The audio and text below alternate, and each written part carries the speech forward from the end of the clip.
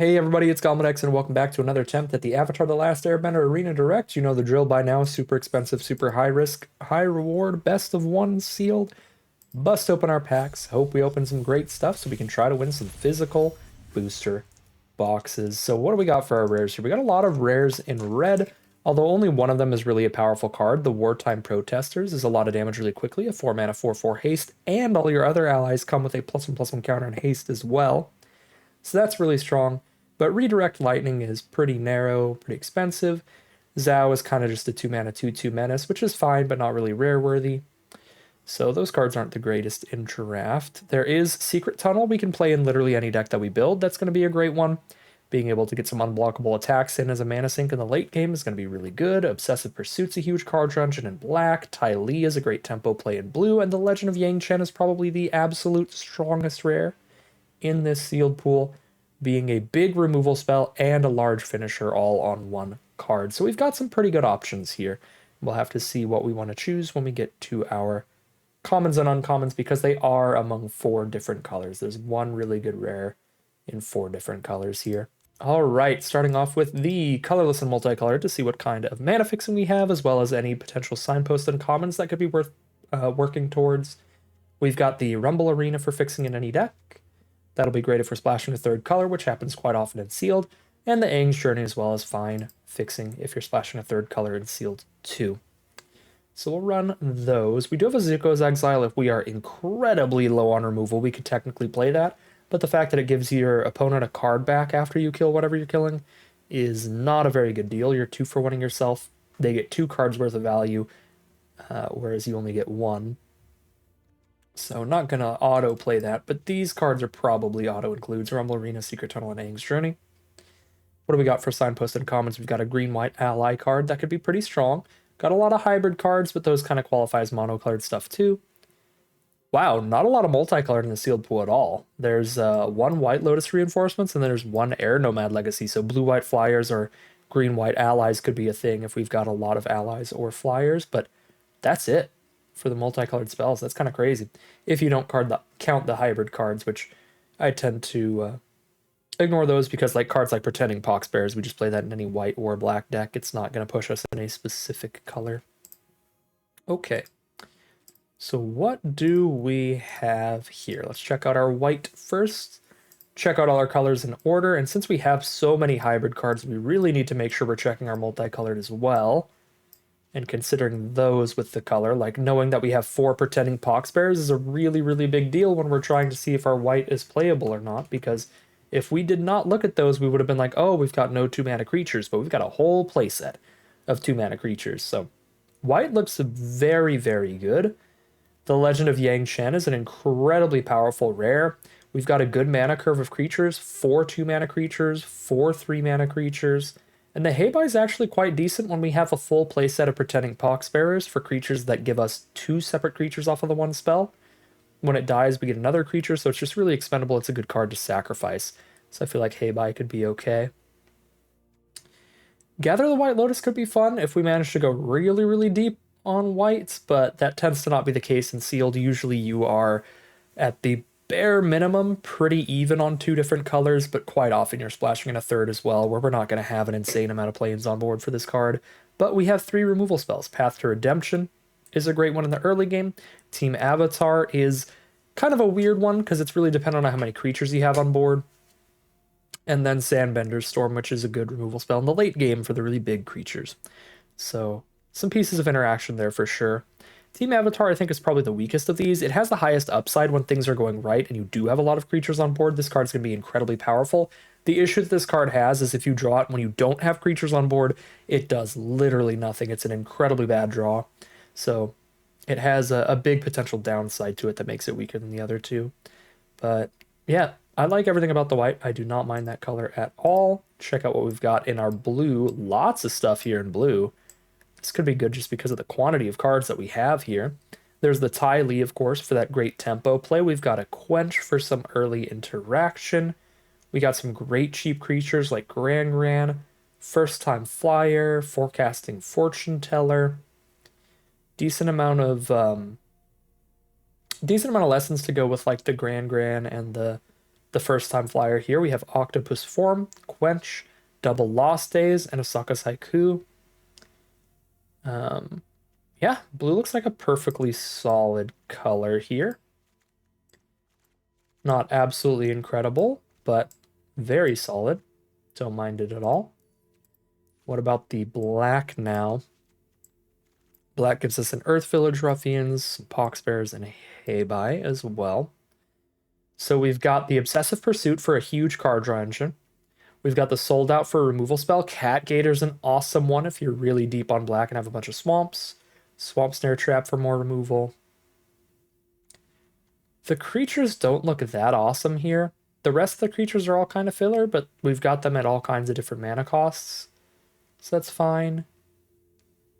Yeah, I mean, I love the Obsessive Pursuit, the Cat Gator. There's not an insane amount of other stuff going on for black, but it is a pretty consistent looking color that shouldn't be able to draw super poorly or anything, so black looks fine. Red now.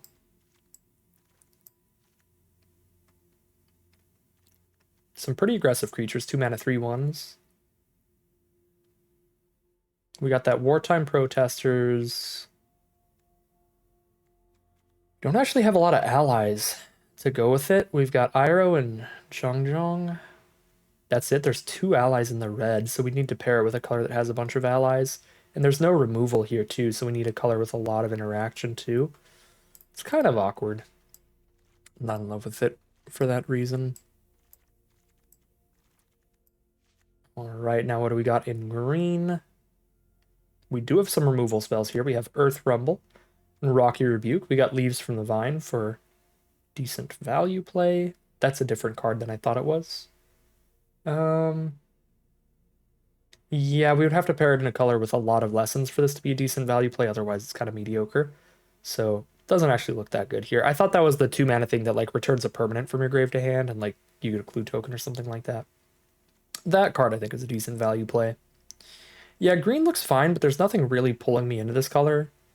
Like we don't have any like powerful rare or anything crazy in green. It's just kind of chilling. Just some decent earthbending nonsense. And a little bit of removal. Another color that just kind of looks perfectly consistent, but nothing super pulling me into it. So I really like the white, the blue, and the black is what I'm pretty interested in right now. I think I definitely want to play white. I didn't have a ton of allies in green, so I don't think green mine looks insane. Blue-white, we could try to play the Air Nomad Legacy.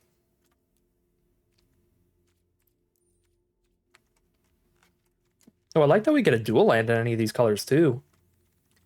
Blue-white or black-white. And that's kind of awesome. We have First Time Flyer. We have Geyser Libra. Yeah, there's not enough flyers to play Air Nomad Legacy. It's a few, but not a ton. I'm thinking blue-white looks sweet to me. That Legend of Yang Chen being like the strongest card in the sealed pool. Playing blue, we get the Ty Lee, and we have plenty of other really solid cards to fill out the color.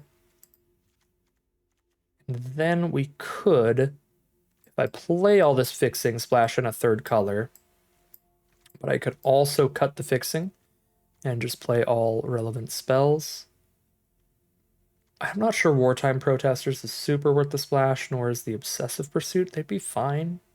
Maybe Obsessive Pursuit could be worth the splash, because a lot of our hybrid cards are in black as well, so our black mana might not be completely useless if we draw it at the wrong time. That's another thing to consider.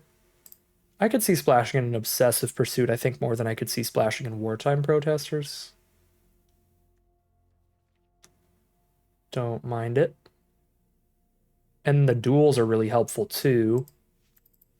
Yeah, because our dual lands really help with the black splash too. We only need to run a single swamp, and we've already got 2 different black dual lands, a single swamp and Aang's Journey, a Rumble Arena.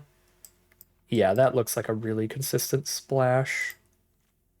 Versus splashing into a different color where we won't have access to all those dual lands. 43 cards here. We have 15 creatures right now, and I kind of want to cut more, which makes Team Avatar also a little worse and less consistent. I could see cut a couple creatures in a team avatar here as the play.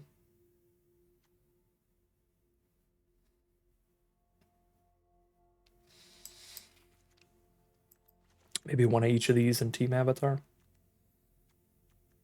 That seems pretty reasonable to me. Boop, boop, boop.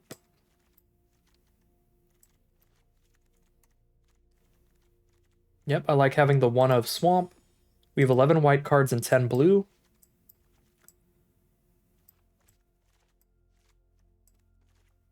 We've got 8 white sources, 7 blue sources. Rumble Arena for a source of either color. Aang's Journey to pull out the color we need. This looks pretty excellent to me. We'll call it a deck here, hop into the gameplay, see how far this one can take us. All right, here we are on the draw for game number 1. Solid opening hand, just some cheap blockers to hold down the fort. Ty Lee for a really, really good play.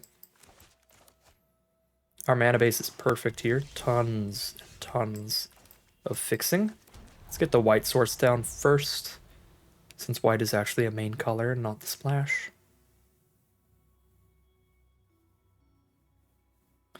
I need it for the Poxbearers, but I could play the black source for the Poxbearers too. And that's why we're prioritizing white over black, because I've got other white spells. Rumble around. Another land. I will scry that away.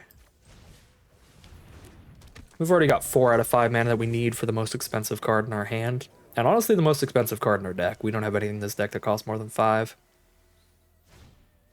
Pirate Peddlers is the first play from our opponent. A Death Toucher that can keep getting bigger later in the game. I'm not concerned about that at all. And as soon as I am, I can path it or I can Ty Lee it. So we'll just drop another Poxbearers.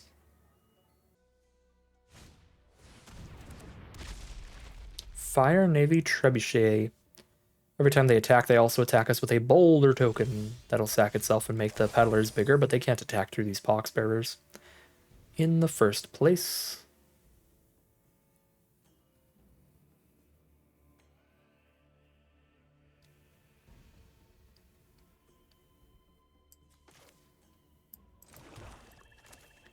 Still got a Ty Lee post Path to Redemption.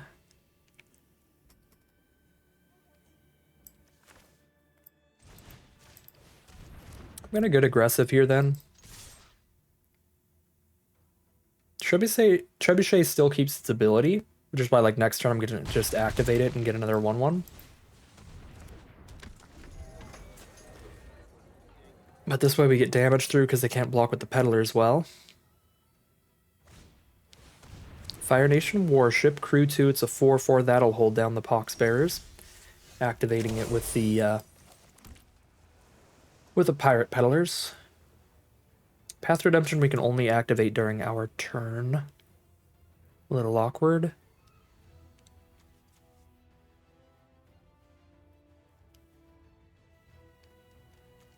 I think Ty Lee can keep a vehicle tapped and stunned, even if it's no longer a creature. I still control the Ty Lee, right? Is how that works. Kind of think I have to use this either way. If I attack in, they crew, and then I stun that thing, then they can still next turn start using the Trebuchet.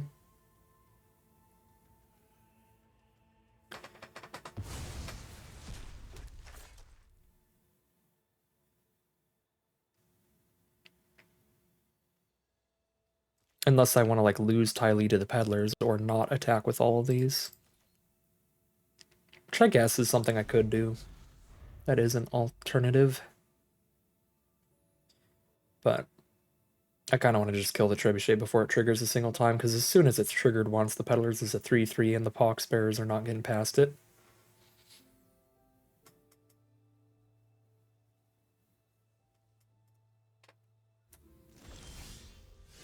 Okay, opponent is really stuck on mana here. Love that draw, the Forecasting Fortune Teller. That'll allow us to cast Ty Lee and another creature in the same turn, use all 5 of our mana.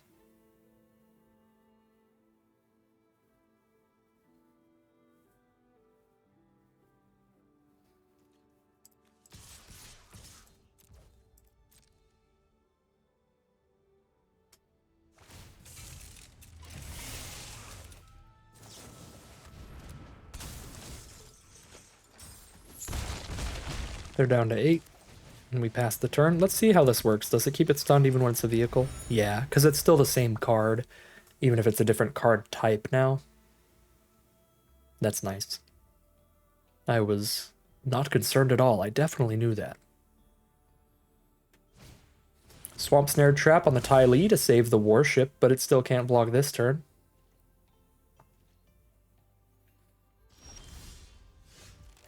Sandbender Storm could be lethal. 6, 7, 8. Yeah, that is lethal.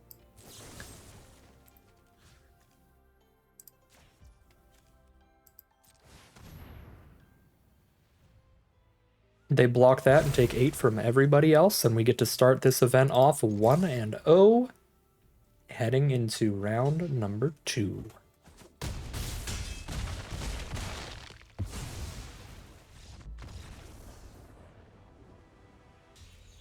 All right, here we are on the draw for game 2. Another great hand.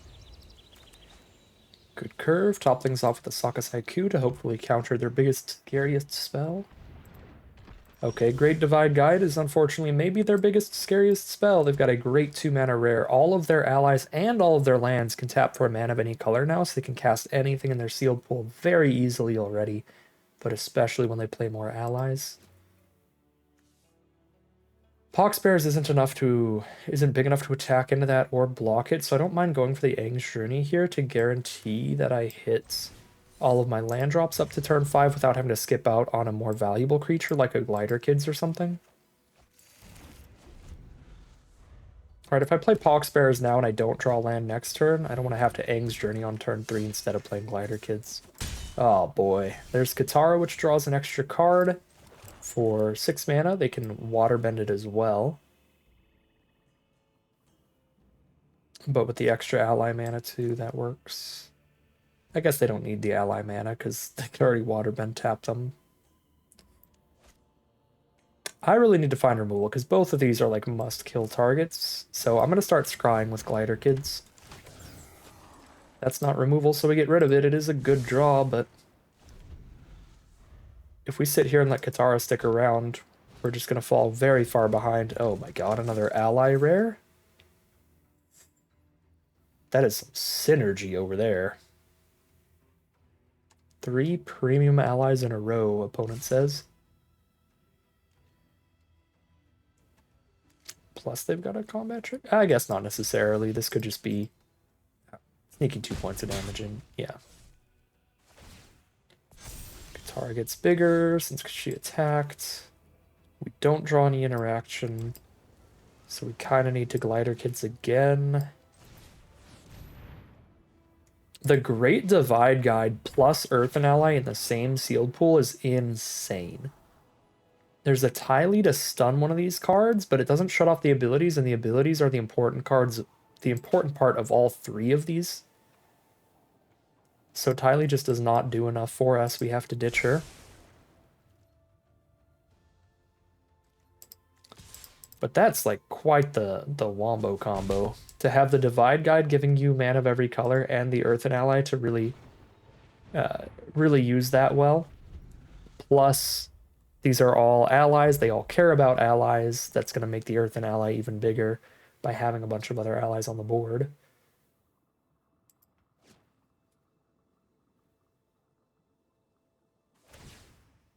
Yep, and they just get to start Earthbending 5 every turn until I die, which will be pretty quickly at this rate.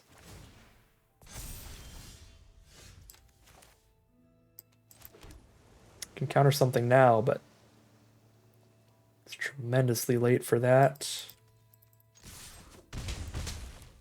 Feels quite unlikely that we race, but it's about our only hope. They don't have any flying or reach.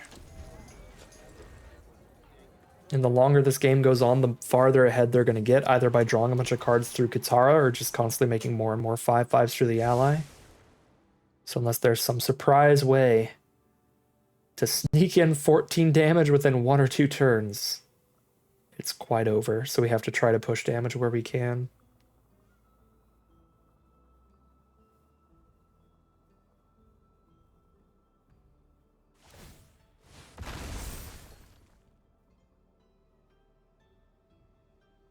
Make their island a 10/10.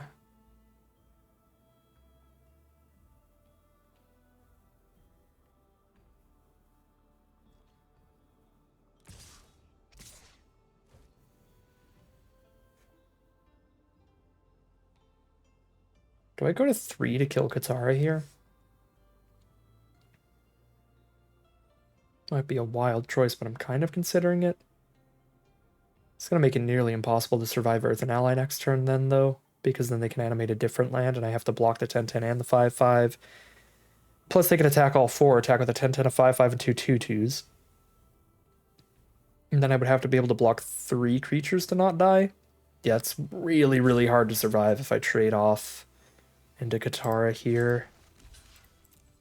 As tempting as that is.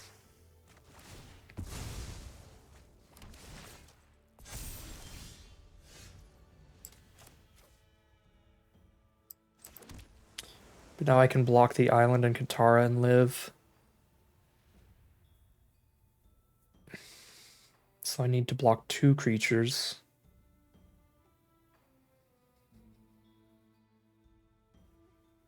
Pretty monumentally dead to removal regardless right now.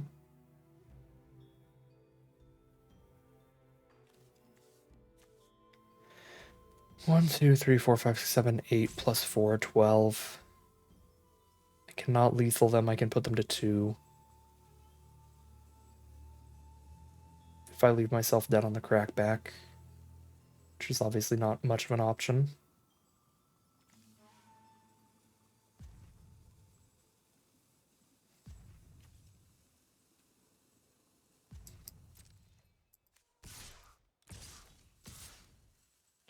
One, two, three, four, five, six, 7. Put them to 7 life.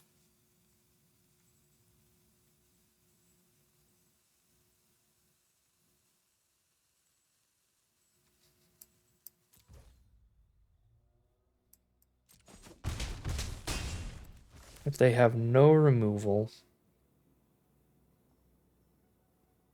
put 2 +1/+1 counters on one of the flyers, and then I have 6 power in the sky. That's still not lethal.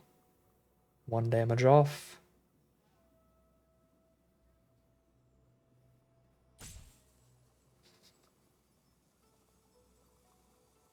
And activating Water Tribe Captain and attacking the sky is 1 damage off as well. That'd be 6 damage next turn.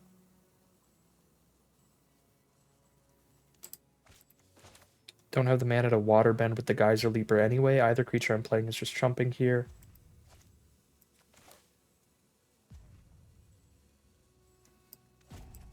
I think I'll still just play the Geyser Leaper. Since Hebe I could double spell with if that ends up being relevant.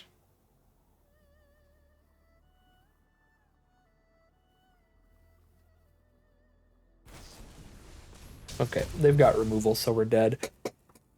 And actually, I realized the way we attacked, we were dead without removal. If they just animated a different land, I could block the 2 lands and take exactly 9 from everybody else. My lord, were we dead. They had Glider Staff as well to send somebody into the sky and to airbend something.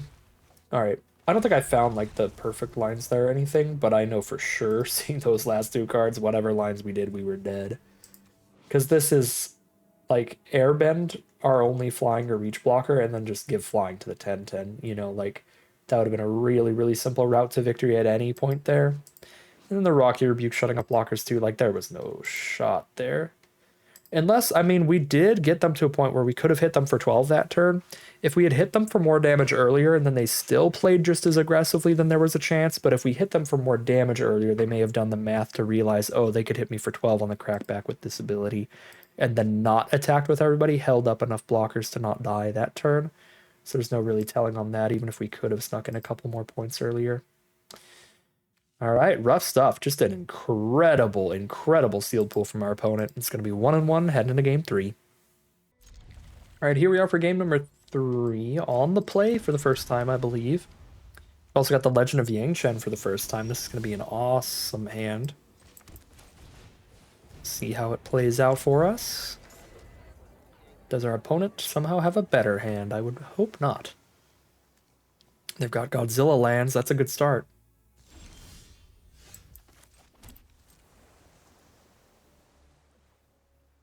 Get in their Poxbearers.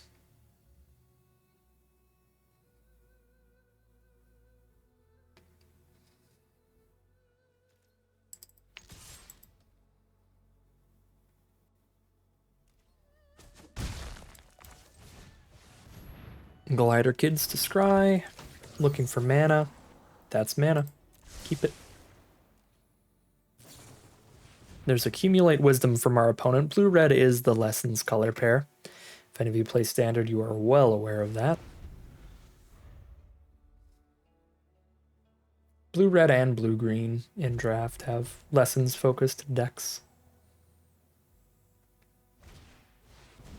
Is Zhong the Deserter? Firebending 1 and can double a spell later with the Exhaust ability. Pretty cool. Poke. Pox Bears can't attack through the Deserter anyway, so we'll go ahead and just sack it. Work up our Panda.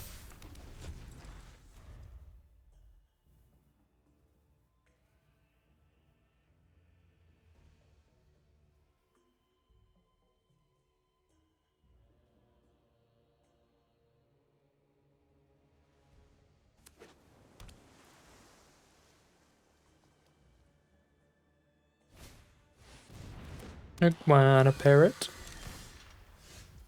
2/2 Flying Vigilance. Prowess. Alright, did not hit a land.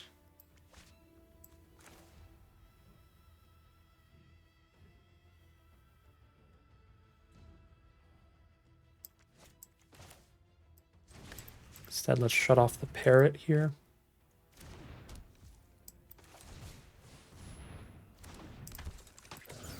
No Lessons in my grave.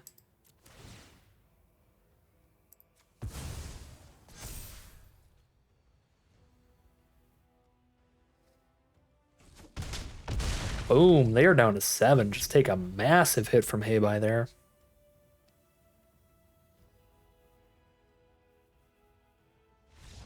And there's the concession from our opponent. Couldn't find a solution for the gigantic panda, and it is going to win us the game. We are 2-1, heading into game number 4. Here we are on the draw again for game 4. Got our 2 main colors, and we've got a Legend of Yang Chen coming up in the late game. This is a reasonable start for sure.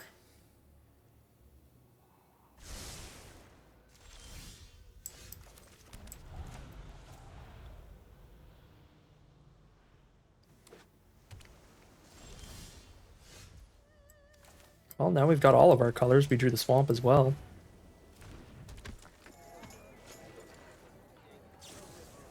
Abandon attachments from our blue opponent. Discard a card, draw 2, discarding a forest. So they're blue and green. There's another forest.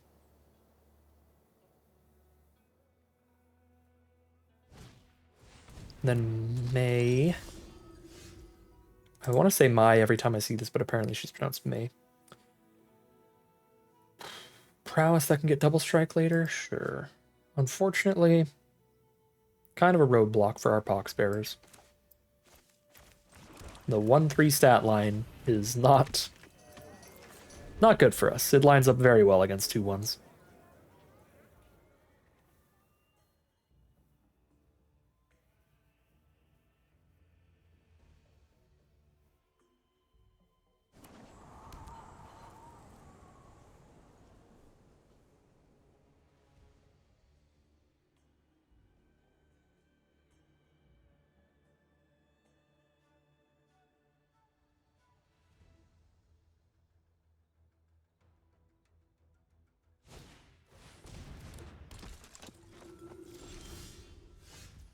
Fire Sages can keep getting counters on itself.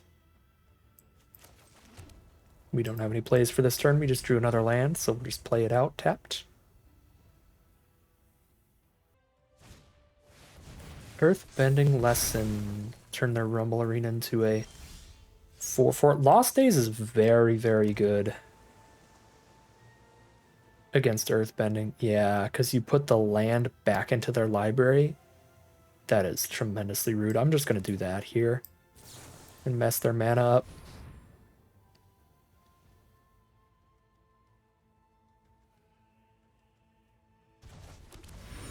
Yeah, that's so powerful. We just like fully killed the creature itself and slowed down their mana. Their mana base is insane, by the way. Fire Sages, the double red activated ability in a green, white, blue, red 4-color deck.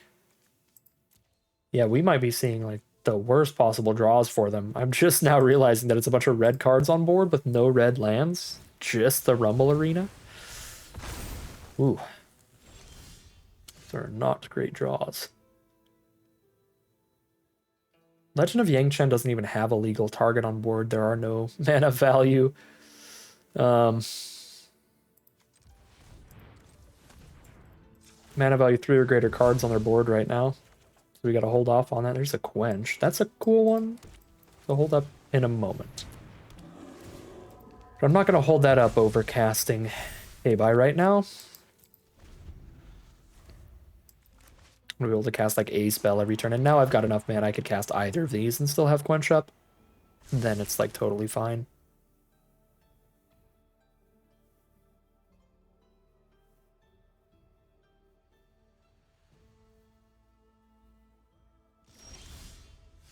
Path to Redemption. Decent against the Earthbended land. I could play Captain and Path and still have Quench up. Sure.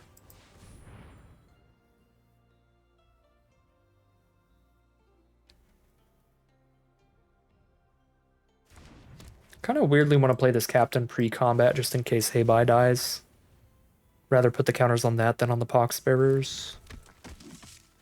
If they kill it after I sack the token.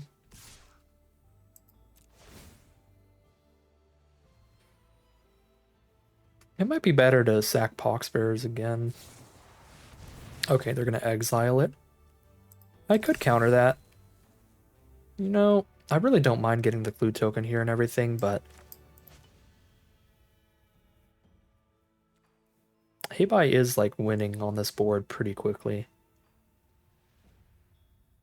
Sure, I'll counter that. I still have Legend of Yangchen for whatever like threat they play that resolves, so I don't need the Quench for their next threats.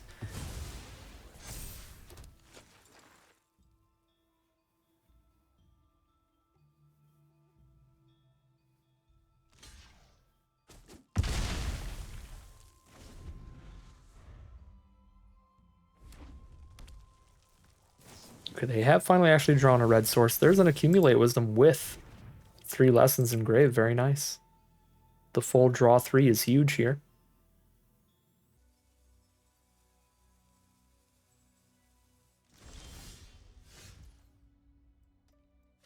Rumble Arena. Another Poxbearers. I really don't hate that as a draw with Hey-Bye on the board. I think with my mana sinks, I still don't want to be sacking any of my lands quite yet.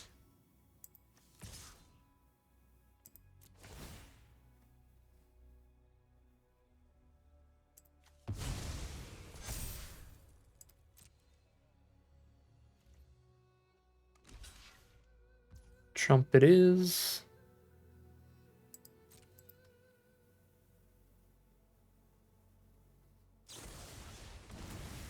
Ooh, get indestructible, so it's not a Trump. Cool.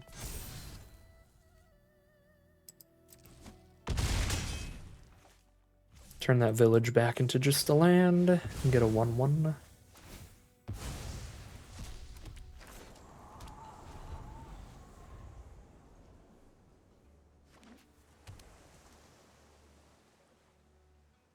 It's always interesting when different cards make different token artwork. Boomy.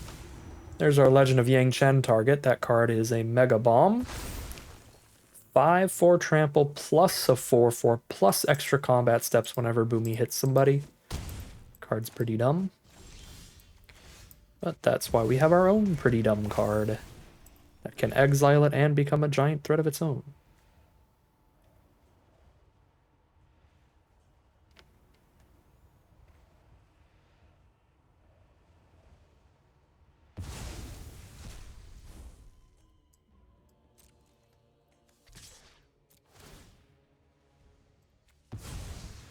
Maybe I should have played Poxbearers first again.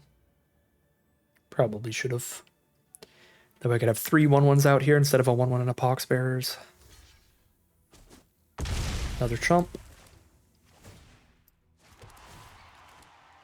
Even if Heibai ends up dying to like an exile removal spell where I don't keep all these +1/+1 counters, Heibai's still got more than enough value for the creatures I've been sacking because Heibai's been forcing a bunch of chumps, basically making our opponents sack creatures themselves too. I don't hate the trade for the Death Toucher because we get to keep the counters if it's a trade. Since it will go to the graveyard, the only thing that would be a problem with Heibai is if Heibai dies. Not dies, if Heibai goes into exile. I will stop sacking creatures now, though. Now I know it's just a trade time.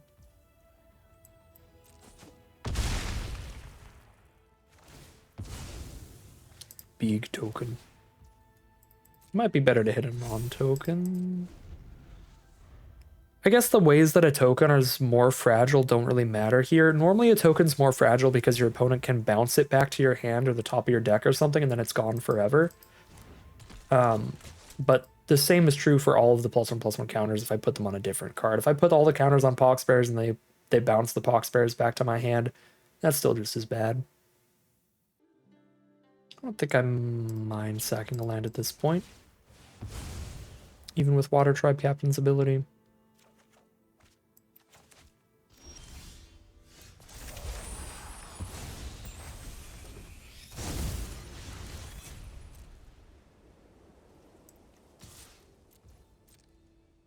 Keep forcing some jump blocks here with our gigantic creature.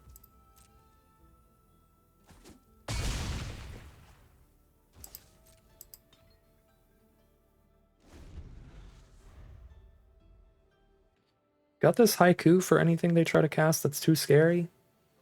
We've got a 9/9 beating them down every turn. It's going to take a little while, but I'm pretty happy with our position right now.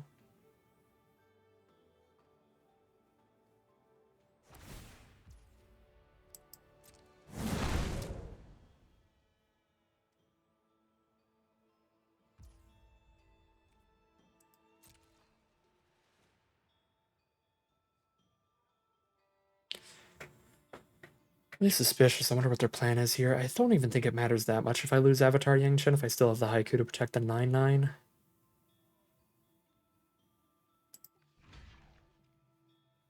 If they prowess once, this has high enough toughness that Yangchen doesn't kill it, though. And then if they give it the double strike, it can first strike away one of these pretty easily. So I'm maybe not killing. What if I just do like this? That seems pretty fine.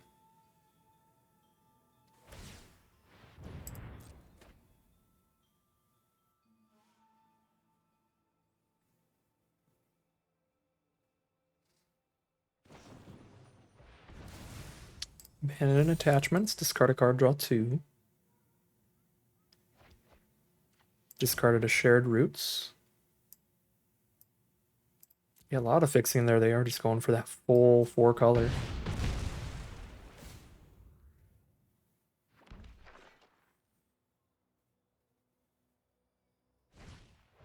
Platypus bear, sure.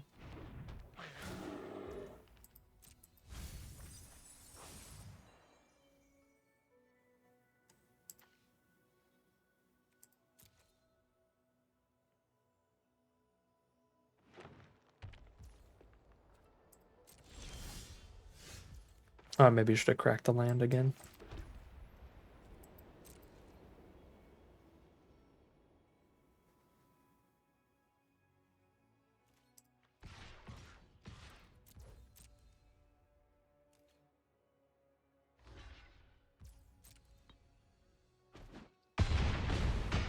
Go to 12.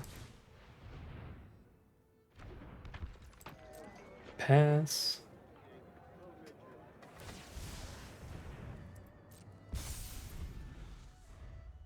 They did get their double strike counter on May now. They've got 1 card in their hand. It's Iroh. We counter Iroh and they're dead.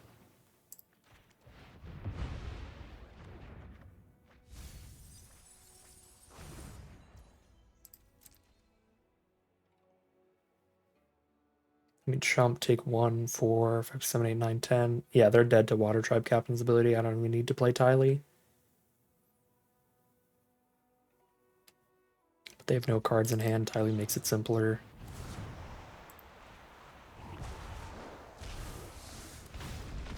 There's a concession from our opponent, and that is 3-1. We are guaranteed to get some of our money back out of this event, which is very good, because if we weren't at least 3 wins deep here, I would not have the gems left to play another run, as you can see. So very, very nice. We are at least 3 wins down now. Positive win rate, no matter where things go from here.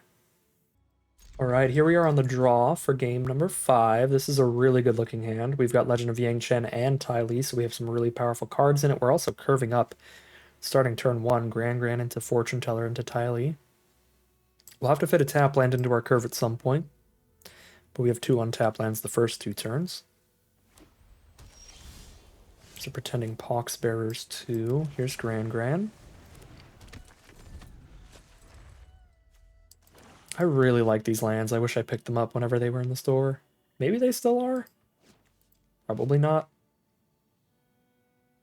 Those are really cool.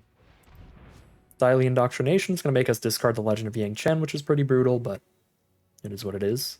Sometimes you get Thoughtseized. The rest of our hand's still pretty powerful, and they did have to spend a whole card to kill our whole card. Technically a fair trade. The Fortune Teller. Oof, opponent is bold. Okay. Rumble Arena. Oh, man, that's awkward. That's awkward, because I wanted to Aang's Journey, but that's a really powerful potential draw. Oh, I guess it's not that awkward. I can Grand into it and then Aang's Journey. Beautiful.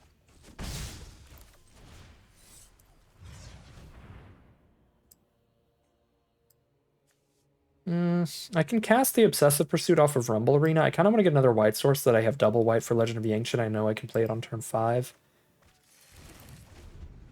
Instead of having to wait till turn 6 to play Legend of Yang Chen. Like, casting Obsessive Pursuit for 3 mana instead of 2 mana is fine. Casting Legend for 6 instead of 5, that's a lot harder.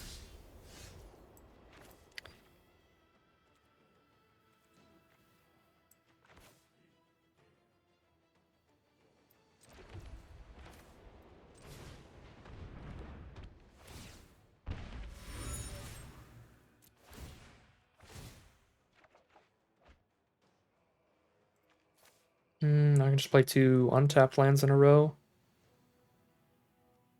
Yeah, next turn I could double crack a clue if I have untapped mana.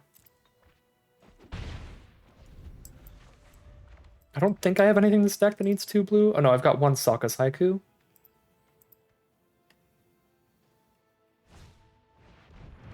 Water Tribe Captain. Okay, there's another blue anyway. I don't hate just tiling that down right now. I'm waiting to crack clues until I can sack 3 and get the trigger for lifelink.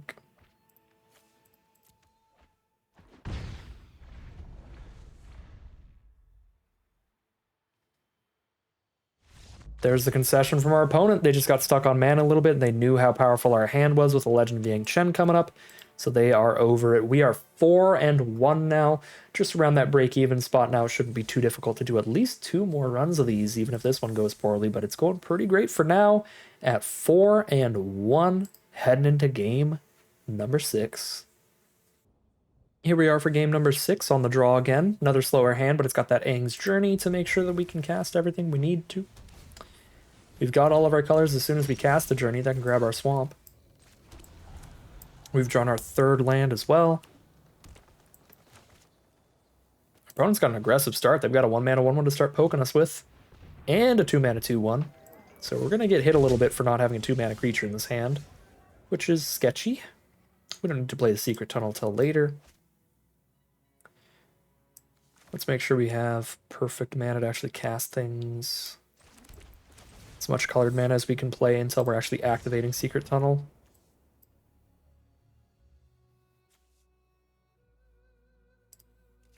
I could see an argument for grabbing an island over a swamp here. There's only 1 black card in the entire deck, and we could need to cast 2 blue spells in 1 turn, even if we don't need to cast a double blue spell. Wow, this is a scary start. We just start playing a creature every turn. Lighter Kids is high enough toughness to theoretically hold those off.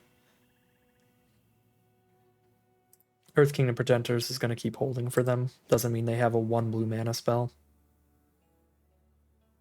that they're paused here. Serpent's Pass. I don't really want more mana. We've got all 5 we need for everything in our hand. Ooh, with a Lost Days in hand, I'd be pretty happy if they end up Earthbending. Because that is just so strong against Earthbending. Sucking their land away. Airbending less than my Glider Kids. Very rude. Take another 3, go to 15. They're holding up the audience to have a 2-mana spell up. Could be Quench. Yeah, I mean, they wouldn't be doing that if they didn't have something like Quench.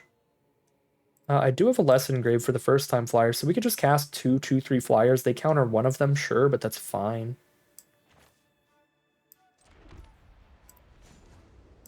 I guess I'd rather they counter the one that doesn't scry for me.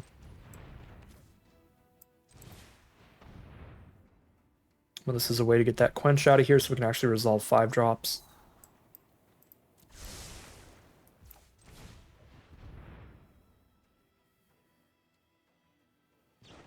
Yep.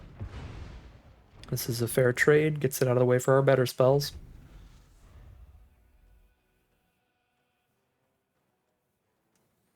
We could animate a Secret Tunnel with this and have a 3/3 unblockable, so that whenever we do turn the corner and get to be able to be the aggressor, that should be difficult for them. They've got a red source now. They've got 4 colors as well. Could be trying to cast an Uncle Iroh or something. If we find a counterspell, I'm gonna just hold that up at all costs. We don't find a counterspell. I've got enough instants in the hand between Lost Days, Storm, and Ty Lee that I'm just gonna hold up instants. I will attack with Glider Kids, so I have the chance of doing some really cheeky things with the Sandbender Storm, if they're not immediately casting a powerful red spell. Then I'm just like, alright, surprise, there's a 3/3 blocker and eat one of your 2/2 attackers. Or I guess eat the Earth Kingdom Protectors is something that can happen too.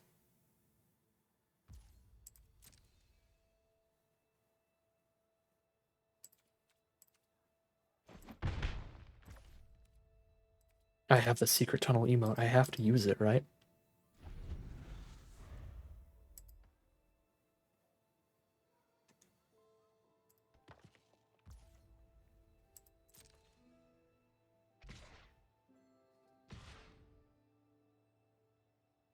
Let's see if they have another counterspell or if this resolves.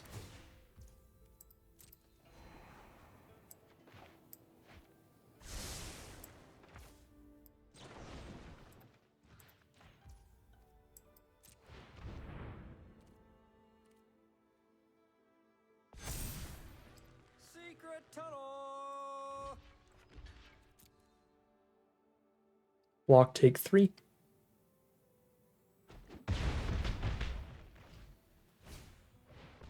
There's the red spell. It is an Iroh. It's a different Iroh than I thought it would be. I thought it was going to be the big one that can recast stuff from grave. Excuse me, but this is the one that gives us some of their permanents and gives them allies. Buffs those allies up. Interesting.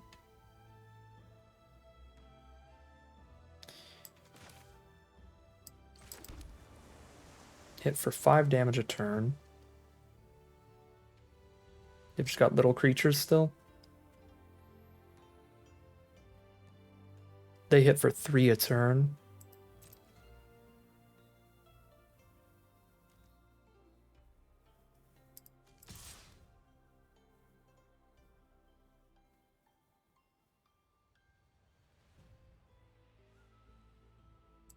I think I have enough life to just send and play the Geyser Leaper.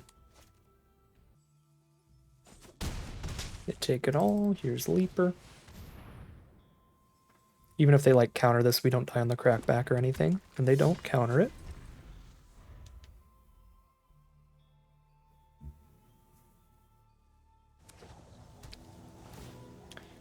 Sunblessed Peak, some good fixing for their 4-color deck. They do give me the food to get an ally. I could attack for 9 damage in the sky every turn. If I just do that twice, they're dead. Ooh. Excuse me. This card is so rude. So rude against Pyro giving me stuff. Okay, they're just going to scoop it up. I'm thinking too long. I mean, there's a lot of pressure here. There's some pretty important prizes on the line, so I wanted to make sure I didn't do anything wrong here. What I was calculating there and trying to figure out is it going to be worth casting the Heibai and then not attacking with Secret Tunnel, so I have the 3 up for a Tylee as well? I think probably. Trying to see how easy it would be to get a 2-turn lethal off of that still. Could hit for 6, put them to 9. Then they're at 9 life against 4, 5, 6, 7, 8, 9 power of unblockable creatures. Plus I have the flexibility of having a card that can stun a reach creature or flyer at that point by doing so. I could alternatively just not play the Heibai, and then I can definitely attack with all 3. But then I have to be worried about their crackback a little bit, but I've got a food token there. And it's only 7 damage. I gain 3. I'm at 15 against 7 damage, yeah. It might be best, you know, to just attack all and pass there, and then still have the Tylee up, the Lost Days up, the food up. Probably not dying. Either way, excellent. Excellent run now. This is a 5-win run, meaning no matter what, we have left this event with more gems than we paid to enter and a bunch of digital packs. We got 24 packs, but we're also a single win away from getting a physical booster box of Avatar: The Last Airbender. So fingers crossed here as we head into these final battles. All right, here we are on the play against the final opponent standing between us and a booster box of Avatar: The Last Airbender. We have a slightly awkward hand in that our only white source is the Rumble Arena, which is going to make us play off curve if we don't find another one. And we unfortunately didn't even after the Scry, so no turn 2 creature, no Pox Bears there, but here we go. We can play Glider Kids turn 3. No Quench for their 3-mana play, but unless it's like a 3-mana rare, that should be fine. Like to play to the board here. There's another white source for the Legend of Yang Chen to be accessible on turn 5. That's going to let us play Pox Bears and hold up It'll Quench as well. Now I'm feeling pretty good that we've hit these lands. Tylee is perfectly fine. I don't feel awful that I don't have the Quench up for that. They're going to have to trigger Prowess to get through the Pox Bearers. And Tylee's a high enough mana value to go ahead and Legend away. So if they play like a 4-drop, counter that, cast Legend, kill Tylee, and they are under a ton of pressure. That is the hope here. If they cast a 4-drop, I'm super happy. We can't really afford to block Tylee, because if they... even if they don't have an instant in their hand, the risk is just way, way, way too high. It would be so easy for them to eat Pox Bears without costing them anything.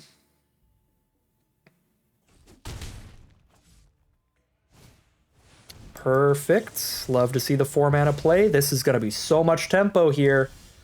We're inching closer to a physical booster box. I don't want to get overexcited, but this is a rough spot for our opponent. And we've got double removal to keep this early pressure on them as well.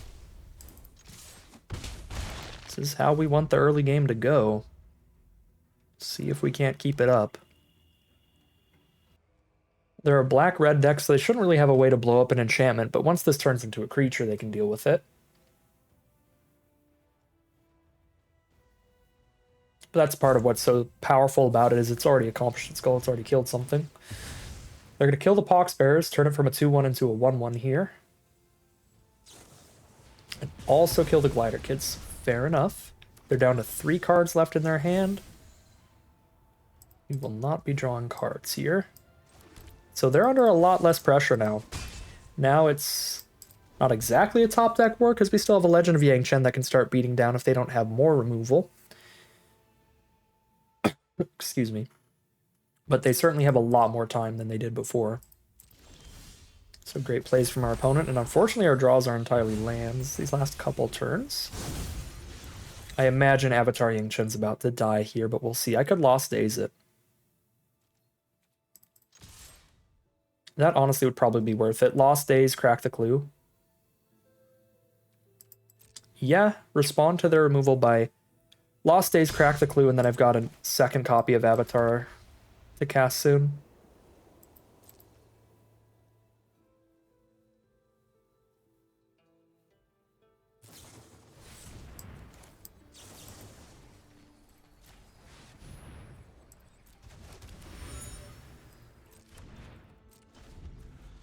So we're just going to recast Legend of Yang Chen, exile another card as soon as they play anything. There's the octopus form 1 second too late, but it's okay. I guess since I have the octopus form in hand, it wouldn't be insane to run out Legend of Yang Chen even though they don't have a permanent to exile with it.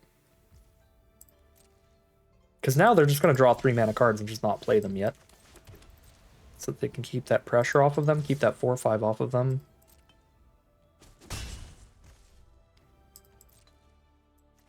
I feel pretty safe to chill here just on double removal though, so I'm not gonna throw it out willy-nilly. Cat Gator's a pretty good one. Kill my token. Shoot my face, they say. Okay.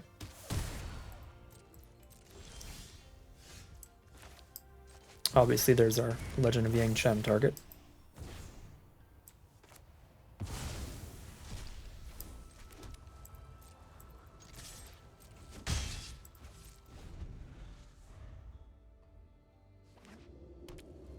Secret Tunnel's terrifying if they can animate that, but then we have the Path to Redemption. Canyon Crawler. Okay, we'll Path to Redemption that.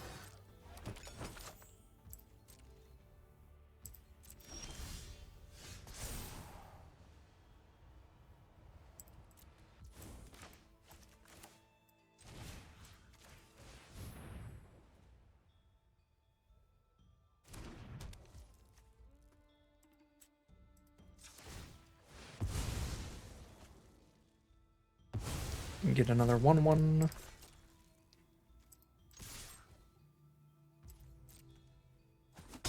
Cast the Pox Bears too, because we don't need the octopus form up until next turn when our avatar turns into a creature.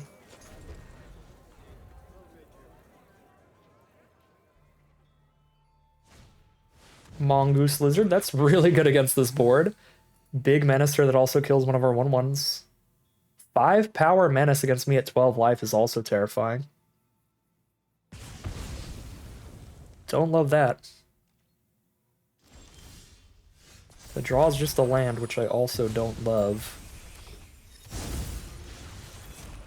Okay. We're gonna need to hit a little gas here to be safe.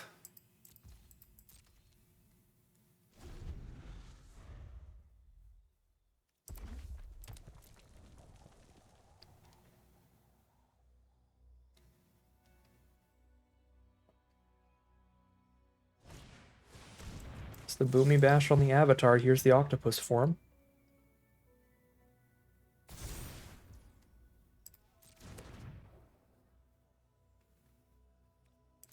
What instance do I have left in the stack? Lost Days, Haiku, those are pretty expensive. Sandbender Storm is 4, Tylee is 3. 1, 2, 3, 4. Yeah, I could cast a 4 mana card here. Let's crack.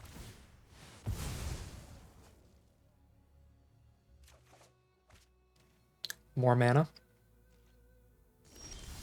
More mana. This is sketchy.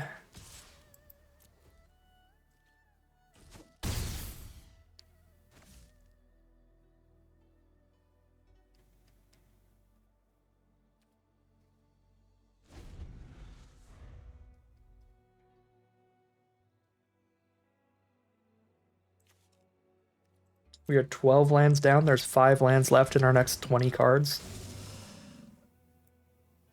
And they've got another Cat Gator to kill the Avatar. Now we have no good blocks for the Mongoose Lizard.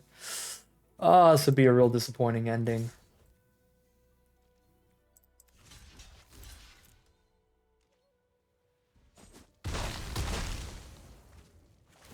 Maybe should have just taken it to keep the box bears for the Cat Gator. It's pretty awful either way. More threats. You're one turn late, my guy. That probably would have been the winning spell if we drew it one turn sooner. To be able to counter that Cat Gator and draw another card, but now I'm just dying on board. 2 swings. Counterspell doesn't do anything for me.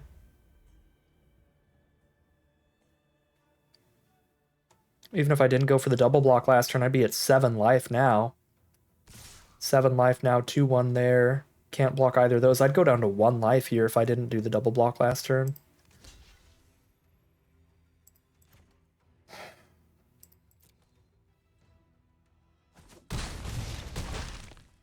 Feels like not a ton we could do.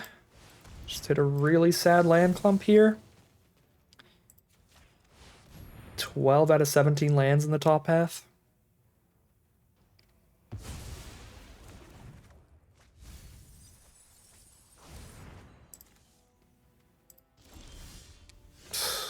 Man. Come on, fortune teller. You gotta have some goodies for us, right?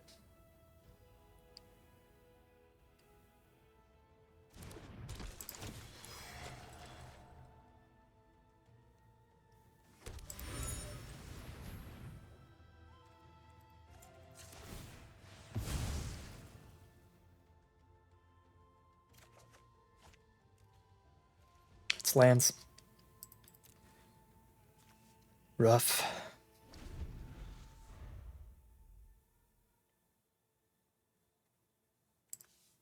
We hit 4. Wait. Oh my god.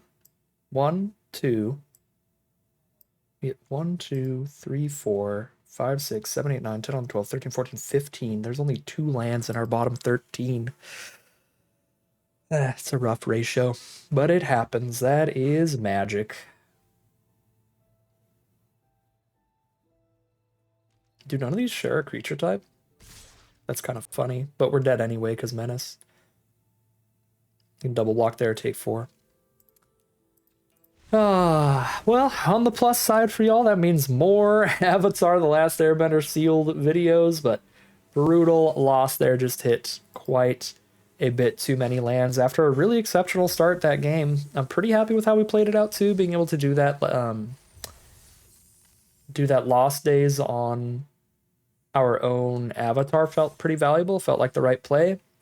But we just hit a big land clump, could not find the follow through to keep that pressure on our opponent.